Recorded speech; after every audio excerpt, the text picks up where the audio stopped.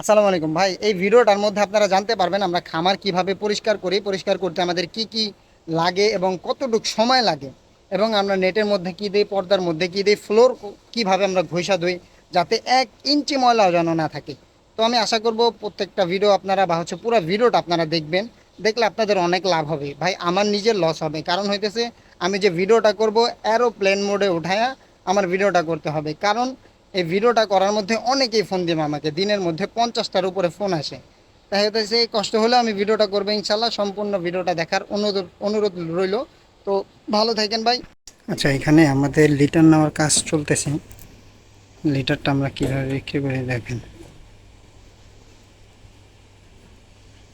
আচ্ছা, এখানে হচ্ছে লিটার বস্তায় ভরা হয়ে গেছে। এরপরে সবাই একটু একটু করে মাথায় নিবে বা একটা দুইটা করে মাথায় নিয়ে লিটারটা শেষ করে দিবে। আচ্ছা, এখন আমাদের লিটার নেওয়ার কাজ চলতেছে, সবাই লিটার মাথায় করে নিয়ে যেতেছে। এরপর হইতেছে আমরা খামার ধুবো। আর এখন প্রায় বাজে সন্ধ্যা 6টা, আর আমরা রাত্রে 10টা সাড়ে 10টার মধ্যে খামার কমপ্লিট করে দেওয়ার চেষ্টা করব। কারণ হইতেছে যদি আজকের মধ্যে কমপ্লিট করা না যায় তাহলে যে ওই কাঠের উপরে যে ময়লাটা আছে ওটা লেগে থাকবে। তো পরবর্তীতে আগামীকালকে তো আমার ধুইতে হইবে ভাই খামার। তো পরবর্তীতে আমার কষ্ট হয়ে যাবে এটা। আচ্ছা, এখন আমাদের যে লিটারটা ছিল, লিটার সব কমপ্লিট হয়ে গেছে বা সব তারা বস্তায় ভরে নিয়ে গেছে। দু একটা আছে, যদি আমি আপনাদেরকে ওই দেখেন একটু দেখা যায়, দেখছেন। এছাড়া যে লিটারগুলো ছিল ওটা শেষ হয়ে গেছে। এখন আমরা খামারে পানি দেওয়া শুরু করব, বা আগে যে ময়লাটা আছে ময়লাটা ভিজাবো। ময়লাটা দেখেন হালকা হালকা ময়লা দেখা যায়। এগুলারে সর্বপ্রথম এই যে আমাদের পাইপ ভরা হয়ে গেছে, সর্বপ্রথম আমরা আগে হালকা করে ভিজা নিব। তারপরে যা হইতেছে এটার একটা কাছানি দিব। সম্পূর্ণ ভিডিও আপনারা পাবেন ইনশাল্লাহ। এই ভিডিওর মধ্যে সম্পূর্ণ ভিডিও দেখা, মানে সব কিছু কাজ দেখা দিব বা সব কিছু আপনারা বুঝতে পারবেন ইনশাল্লাহ। তো আশা করব ভিডিওটা ধৈর্য সহকারে দেখবেন, অনেক কিছু শিখতে পারবেন। আচ্ছা, এখান থেকে আমরা পানি দেওয়া শুরু করছিলাম। এরপরে হইতেছে শুধু পানি দিয়ে যে ময়লাগুলো আছে ফার্মের মধ্যে বা লিটারে যে ময়লাগুলো আছে এগুলোর একটা কাছানো দেওয়া হয়েছে বা পানি দিয়ে একটু পরিষ্কার করা হয়েছে। আর ভাই ছোট ছোট ক্লিপস দেওয়া হয়েছে যাতে ভিডিওটা অনেক বেশি বড় না হয়ে যায় আর আপনাদের দেখতে যেন অসুবিধা না হয়। আসসালামু আলাইকুম ভাই, আমাদের এখন আপনার ওই ফ্লোর কাছানো বা ময়লা কাছানো শেষ হয়ে গেছে। এখন আমরা চারপাশে পর্দা উঠে দিব। পর্দা উঠে দেওয়ার পরে হইতেছে তারপরে যে আমরা আপনার ওই কি বলে পর্দায় পানি মেরে দিব। এখন কিন্তু আমরা সর্বপ্রথম ফ্লোরে পানি মারছি। এরপরে হইতেছে ফ্লোরে ময়লা যেটা ভিজছে, এরপরে আমরা ময়লাটা কাছায় ফেলাইছি। এরপরে এখন পর্দা মারবো। পর্দা মারার পরে কিন্তু কাজ শেষ না। পর্দা মারার পরে হইতেছে ফ্লোর যেটা আছে এটা আমরা হইতেছে আপনার ওই ঝাড়ু দিয়ে ঘষা ধুবো। তারপরে যা হইতেছে আচ্ছা আমরা পর্দাটা, মানে তারপরে যা হইতেছে আপনাদের আরেকটা কাছানি দিব, সাবান চুনা মারবো, এরপরে কাম শেষ। এখন হইতেছে আমরা কি করতেছি, পর্দা উঠাইতেছি। যেভাবে আমরা পর্দাটা উঠাই দিই, ওইখান থেকে আমরা পর্দা উঠাই দিই, আপনারা দেখতে থাকেন।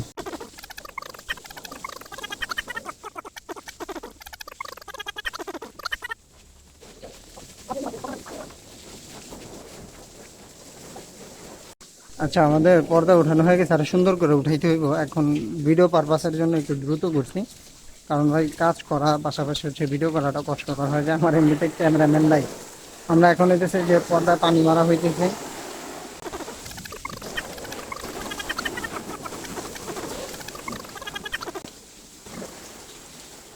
আচ্ছা, এখন হইতেছে আমরা কি করব, আমাদের যে টিনের নিচের অংশ যেটা আছে এটার মধ্যে আমরা আপনার ঘষবো। আমি আপনাদেরকে দেখাই,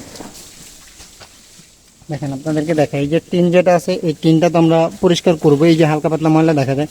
এছাড়াও যে কাঠ যেটা আছে কাঠ, এই কাঠটারও আমরা ধুবো একবারে ঘষা, যাতে হইতেছে এটার মধ্যে একটু ময়লাও না থাকে। এই পিলারগুলা ঘষবো। আবার হইতেছে আপনার মাঝে মাঝে যে পিলারগুলা থাকে, এই একটা এই যে আরেকটা দেখা যাইতেছে, এই পিলারগুলো সম্পূর্ণ আমরা পরিষ্কার করব, যাতে পুরা ফার্মের মধ্যে যাতে 1 ইঞ্চি ময়লাও না থাকে। এইরকম করে আমরা ধুবো। তারপরে যা হয়েছে আপনার খামার প্রস্তুত করব। এরপর আপনার সাবান চুনা মারতে হইব। সাবান চুনা বলতে ওই যে ব্লিচিং আর সাবান, এটাও এই ভিডিওর মধ্যে আসবে ইনশাল্লাহ। সালাম আলাইকুম ভাই, আমরা যেভাবে পরিষ্কার করি যদি এইভাবে পরিষ্কার করতে পারেন তাহলে আপনার ফার্মে ইনশাল্লাহ কখনোই আপনার ওই গাম্বুরা বলেন রানীক্ষেত বলেন এইসব হইব না, মানে সম্ভাবনা খুবই কম। এছাড়াও আপনি নিয়মিত ভ্যাকসিন করবেন তাহলে ঠিক হয়ে যাবে। আচ্ছা, আমরা কীভাবে পরিষ্কার করি এটা একটু দেখাই আপনাকে।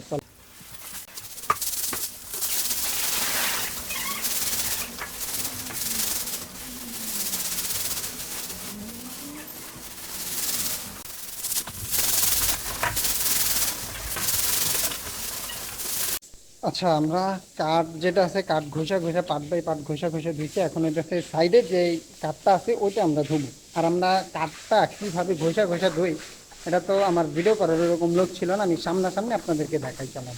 আচ্ছা, এখানে আমরা পরিষ্কার করে হতেছি কাঠ বাই কাঠ, পার্ট বাই পার্ট, কারণ একটু ময়লাও যেন না থাকে। যদি একটু ময়লা থাকে পরবর্তী ব্যাচে মুরগির সমস্যা হতে পারে বা রোগবালাই হতে পারে। আচ্ছা, এইভাবে ধোয়ার কারণ কি বা হচ্ছে এভাবে ধুলে বেনিফিট কি? এইভাবে যদি ধুতে পারেন ফার্মের মধ্যে এক ফোঁটা ময়লাও থাকবো না। প্লাস আপনার একটু কষ্ট হবে ভাই, আপনি চেহারা দেখে অবশ্যই বুঝতে পারতেছেন একটু কষ্ট হবে, কিন্তু এইভাবে যদি আপনি ধুইতে পারেন তাহলে আপনার ফার্মের মধ্যে আপনার ওই ভাইরাসের সংক্রমণ বা আক্রমণ অনেক কমে যাব। আর তাছাড়াও আপনার মুরগির অন্যান্য ঝামেলা হইব না, বা বায়ু সিকিউরিটি যেটা আছে এটা লঙ্ঘন হইব না। মুরগি অনেক সুস্থ থাকবে এবং মুরগির ওজন খুব দ্রুত আসবে ইনশাআল্লাহ। আচ্ছা, এখন হইতেছে আমরা এই যে আগে দেখাইছি যে টিন আর এই কাঠ যেটা আছে এটা আমরা সুন্দর করে ঘষবো, ঘষা তারপরে ধুবো, যাতে হইতেছে এর মধ্যে একটু ময়লা না থাকে।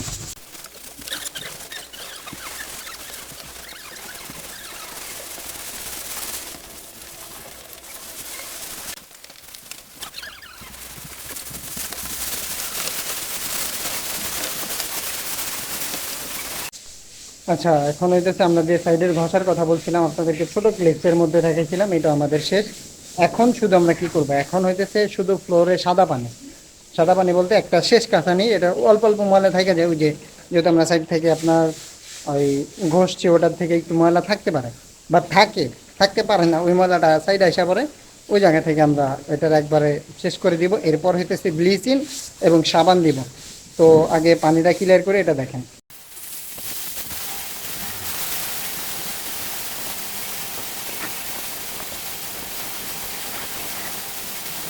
আলহামদুলিল্লাহ ভাই, আমাদের যে ওই কাঁচানোর যেই কথা ছিল এটা আলহামদুলিল্লাহ পুরোপুরি কমপ্লিট।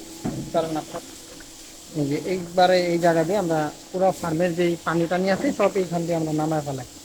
আমাদের এটা শেষ। এখন আমরা হচ্ছে আপনার ব্লিচিং যেটা আছে ব্লিচিং, ওটা ব্লিচিংটা গুলাবো, ওটা আপনাদেরকে দেখাই।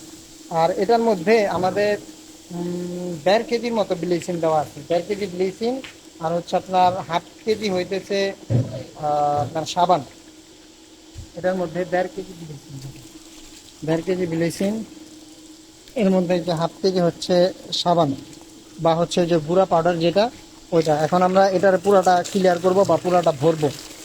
ভরার পরে হইতেছে আপনার টোটাল আমরা 230 লিটারের মতো পানি দিব। আচ্ছা, সাধারণত আমরা কোনো ঝামেলার মধ্যে যাই না, কারণ হইতেছে আমরা অনেক আগ থেকে এইভাবেই পর্দা বা ফ্লোরের মধ্যে দিয়ে আসতেছি। তো তফাৎ বুঝতে পারবেন যদি আপনারা ওইভাবে দিতে পারেন।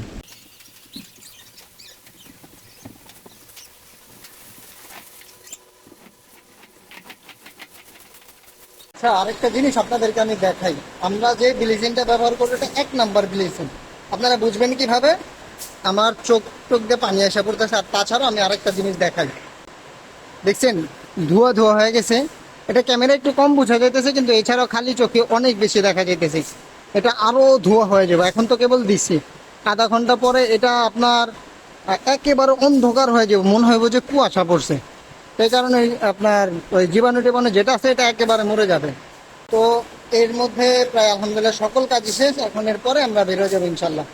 তো সর্বশেষ একটা কথাই বলি ভাই, আপনারা ফার্মিং একটু লেগে থাকেন, ভালো কিছু হবে। আর আরেকটা কথা হইতেছে ভাই, এখন যে এই দেশের পরিস্থিতি, আপনারা যারা বন্যা কবলে আছে যারা, তাদের জন্য অবশ্যই দোয়া করবেন। আর বিশেষ করে খামারি ভাই যারা আছে তাদের জন্য দোয়া করবেন ভাই।